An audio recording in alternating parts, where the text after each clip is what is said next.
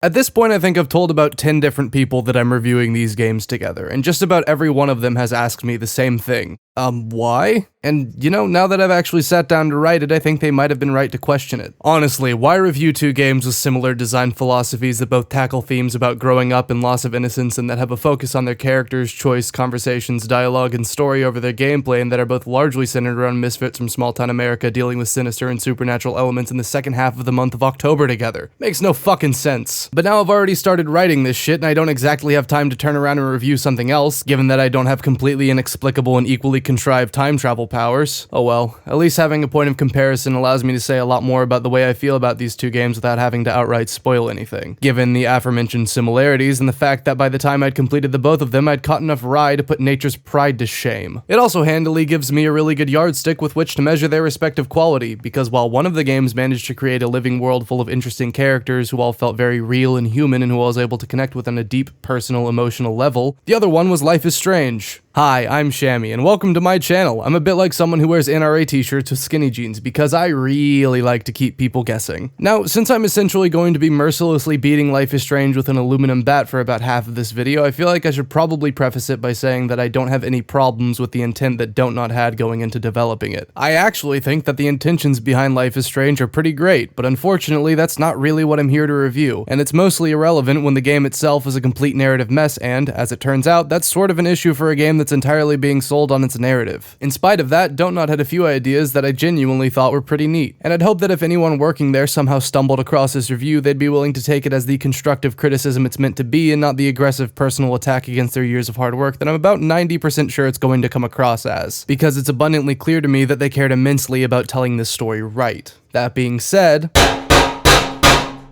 they didn't. But I'll get more into that in a bit, because I want to go ahead and get my criticisms about the gameplay in both games out of the way first, because there's obviously very little of it to talk about, and it's also the least interesting part of the both of them, just to ensure that I'm tanking my average viewing time as efficiently as humanly possible. Life is Strange takes the usual Telltale approach to design, where the gameplay is separated between walking around talking to the various NPCs while making superficial choices and exhausting their dialogue trees, and cutscenes where you make the slightly less superficial choices that guide the story along its mostly fixed rails. Not inherently a bad thing, just nothing I haven't seen before. The only really notable difference from a gameplay perspective is that the walkie-talkie bits are in third person and not shown using a fixed camera, which some people may say makes the game a lot less cinematic, but I don't really find constantly having to reorient myself and occasionally walking into walls to be the height of the cinematic experience, so I can't really say I mind the change. Oh, and you also have the ability to reverse time in order to go back and change your decisions. I know that's sort of a major thing to throw in with no explanation as an afterthought, but hey, I'm just trying to immerse myself in the writing. Get the hell out of me. All in all, it's neither particularly bad nor is it particularly good, and as a result, it's not really interesting enough to be worth discussing any further. Night in the Woods takes its presentation one step beyond changing the camera angle by changing the camera angle to a side-scrolling view and pretty much abandoning any pretense of being cinematic entirely, opting instead to let the writing and extremely charming art direction carry its narrative. As I mentioned before, the game is set in autumn and, as a result, has a color palette comprised mostly of warm colors like brown, yellow, and orange, which makes it feel very cozy and homey, as well as making it a very effective backdrop for when the story starts to tackle how cold the world can be and how nothing, not even home, stays the same forever. It's a contrast that perfectly complements the game's themes and story, and also just makes the game really fucking nice to look at. As for the gameplay itself, it's still pretty much exactly what you'd expect from a game like this. You walk around talking to the various NPCs, exhausting their respective dialogue trees and developing relationships with them based on the dialogue options you choose, broken up by playing a few quick little mini-games. I personally found the majority of these mini-games to be pretty bland and uninteresting, but they're obviously there to change up the gameplay so it doesn't get too monotonous and are honestly just not really worth complaining about. As far as the branching dialogue trees go, it's worth pointing out that the differences between lines can be about as superficial as those in Life is Strange from time to time, but the characters and conversations are generally much more interesting, so it didn't ever really bother me all that much. Part of me does wish that Night in the Woods had taken Oxenfree's approach to this, where it shows the branching dialogue choices while the other character is still talking so that the conversations could have a faster, more realistic flow to them, but this system does have the clear advantage of showing you the exact line of dialogue that you'll be saying rather than just an approximation portion of it. That, in combination with the fact that there's no voice acting to make the lulls in dialogue as noticeable and awkward as they would be otherwise, is enough to make this approach work for me. None of it is groundbreaking or even particularly great, but it's exactly as good as it needs to be. What is great, though, is the fact that Night in the Woods' completely inexplicable inclusion is another entire game called Demon Tower that is shockingly competent in its own right. It's a pretty bog-standard top-down pixel art hack-and-slash type thing that probably would have been the tits with fries if it was released back in 2012. You kill enemies, find the key to the boss room, kill the boss, repeat ad nauseum. It's obviously not perfect, the level design is pretty uninspired, and the fact that some attacks can hit you twice is patently bullshit, but it balances increasing the player's power with increasing difficulty better than the majority of the games I've played over the past few years. And while it is a slightly bizarre inclusion, it's definitely a welcome one that offers a nice bit of variety that even the best games in this genre tend to lack. Now, before I get into talking about these games' stories, I want to circle back about what I said in the introduction about Don't Nod not telling the story of Life is Strange right really quick. I think you could pretty easily make the case that they did tell the story right because the game succeeded in delivering the intended message to the people playing it. And while that's a fair argument, I would still argue that that definition of telling a story right is not the same thing as telling a story well. And Life is Strange's story is told so poorly that it barely feels like it's interested in telling one at all. Actually, if I was asked to describe what Life is Strange's story feels like, I'd probably say something along the lines of one of those PSAs that you're forced to sit through in middle school. You know the ones, they've always got those really obvious messages in them, like, don't bully anyone, wear a bicycle helmet, smoking is bad,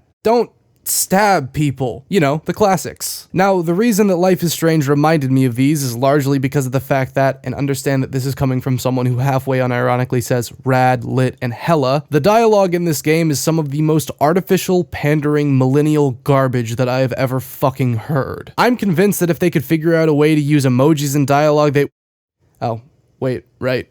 Okay, listen. Here's a hot tip for any aspiring writers out there. If you feel like you're having to try to make teen dialogue relatable, it's not. There are very few things that become outdated and awkward to hear faster than slang. And the things that the teenagers say in Life is Strange are so out of touch that it feels as if they were written by beings that exist on a different plane of reality entirely, which is...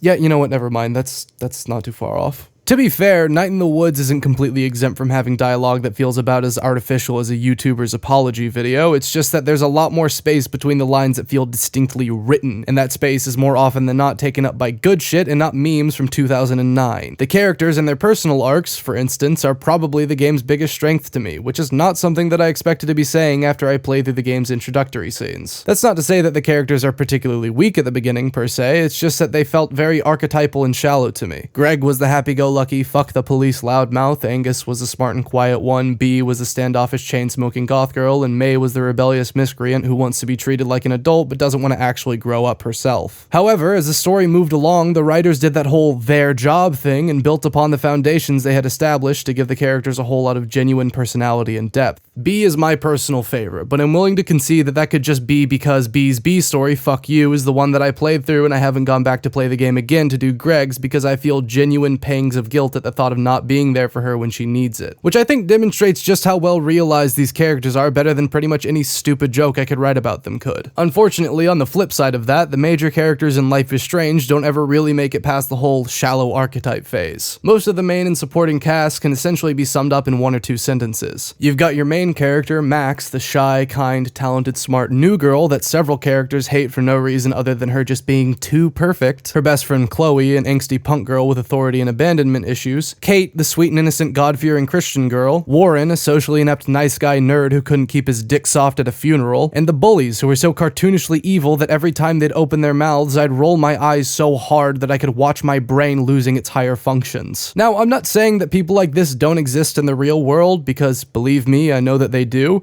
I'm just saying that the dialogue used to characterize them has all the subtlety and nuance of the fucking fat man. I wouldn't have minded it so much if the game had bothered to develop them at all, but with the exception of some slight development for one of the bullies, they stay essentially one note for the entire game. Obviously, I'm being slightly reductive right now for the sake of comedy, and there is a tiny bit more to the characters than I'm making it sound, but the amount is negligible at best, and I stand by my criticism that they're unceremoniously Nagasaki'd into existence and never quite managed to feel like real human beings who existed before the story began and will continue to exist after it's ended. That last bit in particular becomes really glaring if I double back and directly compare them to the characters in Night in the Woods, because in addition addition to being far more complex, likable, and layered, they all have personal history with one another that exists for reasons other than simply pushing the main story forward. Characters like Bee and May have clearly known each other since childhood and have a complex relationship because of it, which is actually reflected in the way that they behave and interact with one another rather than just being something explicitly spelled out in a few throwaway lines of dialogue. And while May and Greg have also known each other for several years, that relationship is completely different, which is again obvious from the way that the characters interact from their first scene together all the way to the very end of the game. Outside of some artifice to a few lines of dialogue and a few scenes and interactions here and there that felt a bit contrived, the characters in Night in the Woods feel like real human beings in a mostly grounded reality, which is incredibly ironic given that of the two games, this is the one about cartoon animal people. Here, I'll give you an example of what I mean. If you decide to go to the mall with Bee, there is a scene in which you shoplift what is essentially a hot topic for no real reason whatsoever. Without the context of who the characters are and the history that they have together, this scene is really fucking stupid. For the entire game up until this point, May has been trying to act like an adult. Unsuccessfully, mind you, but she was making an effort nonetheless. Because of this, it would feel really sudden and really stupid for her to drop all pretense entirely and go so far as to call pointless and petty shoplifting an experience. Especially when the slow-moving shoplifting minigame makes the act of theft itself feel very deliberate as opposed to a quick in-the-moment sort of action. However, the scene works because of the context in which it's delivered. May is back with someone who she knew when she was a delinquent kid in a place she used to frequent when she was a delinquent kid. So the nostalgic memories and her own desire for things to go back to the way they used to be caused her to act like her old delinquent kid self again as a last-ditch effort to cling onto the childhood that seems to be all but dead upon her return to Possum Springs. With the full context and history, it's a great scene, and it encapsulates a lot of the reasons that Night in the Woods' story works so much better than those of the vast majority of these story-driven adventure games. Now, I mentioned towards the beginning of this review that both of these games seem to be pretty heavily inspired by The Catcher in the Rye, which is obviously fine in and of itself, but while Night in the Woods' inspiration is mostly limited to having similar themes about growing up in a whiny, sometimes hard-to-like protagonist, Life is Strange seems to feel the need to jerk off on the pages at least one time per episode. The protagonist's name is Maxine Caulfield, for fuck's sake. And if that reference goes over your head the first time it's awkwardly interjected into the dialogue, you're in luck, because just about every single character that you interact with in the first episode desperately searches for an excuse to say the entire thing. The first time it happened, I was already slightly annoyed because making the name of your protagonist a catcher reference puts you on ice so thin you may as well be standing on the surface of Mercury, but by the third time a character unnecessarily crammed her full name into a sentence, I wanted to force feed the writers a cheese grater. It did get a lot less annoying as the game went on though. Not because the references were less in your face or obnoxious, it's just that I sort of started to enjoy the irony of the fact that the game that wants to play pitcher is also the one that seems to have missed the fucking point entirely. And you'll have to excuse me because I'm about to go freshman level lit major on your ass and explain why. For anyone who's never read The Catcher in the Rye, or anyone who only half-heartedly skimmed it in high school, one of the primary themes that acts as a through line for the entire novel is that the quote-unquote adult world is a cold, phony, and unforgiving place. However, running parallel to that is the fact that the story is all about how incredibly self-destructive it is to approach the world by explicitly viewing it in that way, and how alienating yourself from friendships, relationships, and society as a means of protecting yourself is ultimately more harmful than the real world really is. Holden's issues with the adult world largely stem from his own actions and the fact that he's kind of a complete fuck-up of a person. He constantly complains about how phony everyone is while simultaneously being the single most phony character in the entire novel. He's meant to make teenagers feel empathetic and adults feel sympathetic. It's the entire fucking reason that the novel works at all. So you'd think the people who constantly draw attention to the fact that it was a major inspiration for them would have maybe picked up on that. Maxine Caulfield doesn't really bring any of the shit that she goes through upon herself, and the few times her actions do have negative real-world consequences for her, it's never due to her intentions. Which is, again, missing the fucking point entirely. Oh, but Shammy,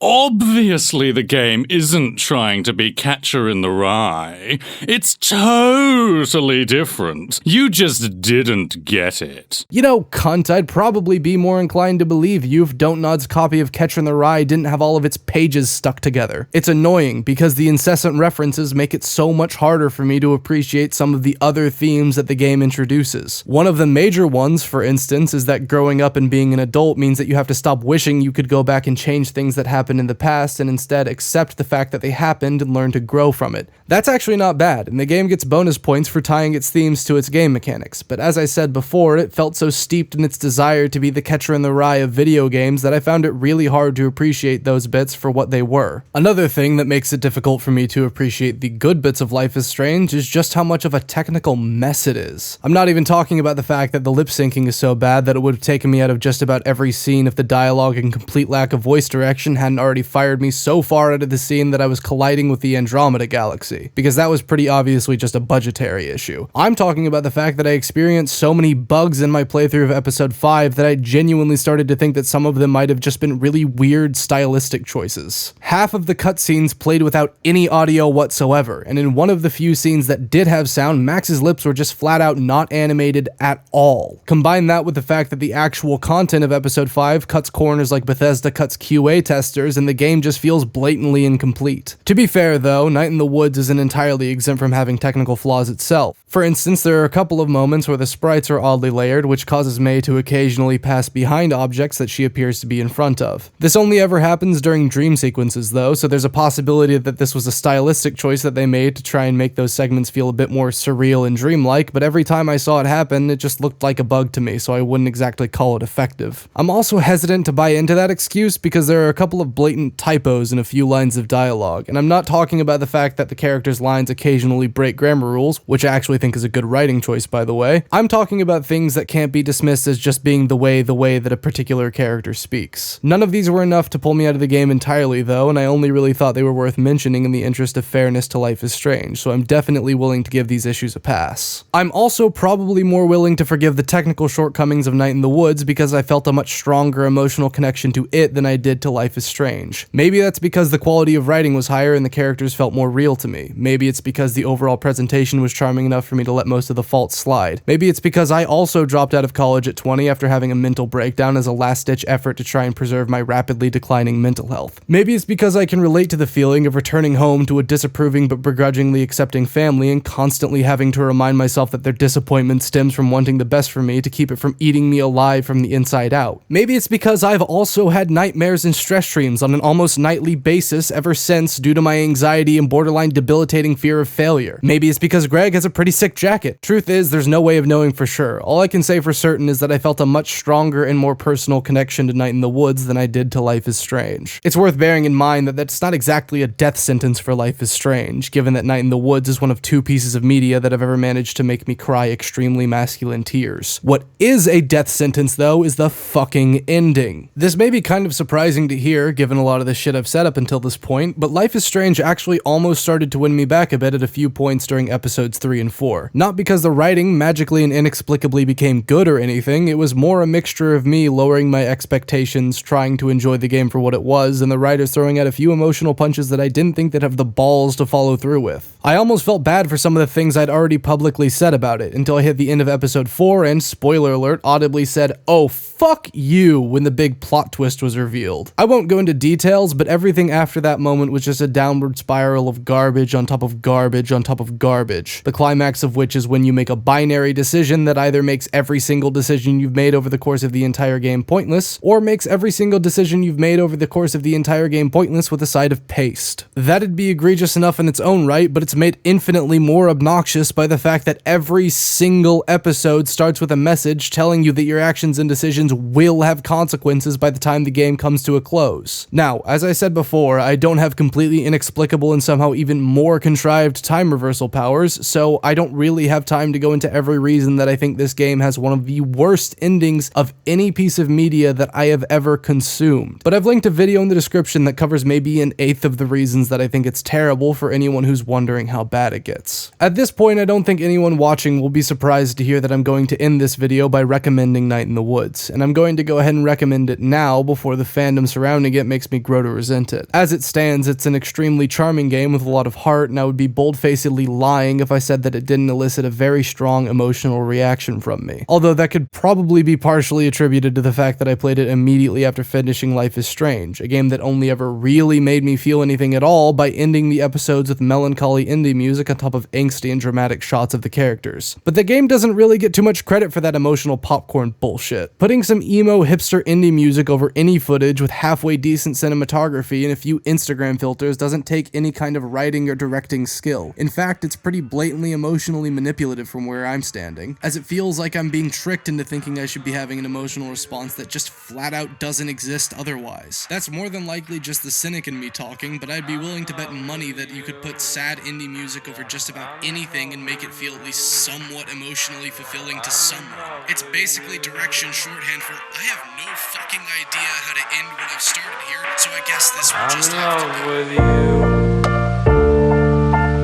more than summer and afternoons. I'm in love with you more than summer and afternoons. I'm in love with you more than summer and afternoons. I'm in love with you more than summer and afternoons. Pictures of the same thing. Was it like when you come home to remember? Pictures of the same place. I thought I left safe, but I came back dismembered. I don't know where I belong anymore. I don't know what's going on, where I come from, where I belong, where I belong, where I belong. Summer and afternoons, I'm in love with you. More than summer and afternoons, I'm in love with you.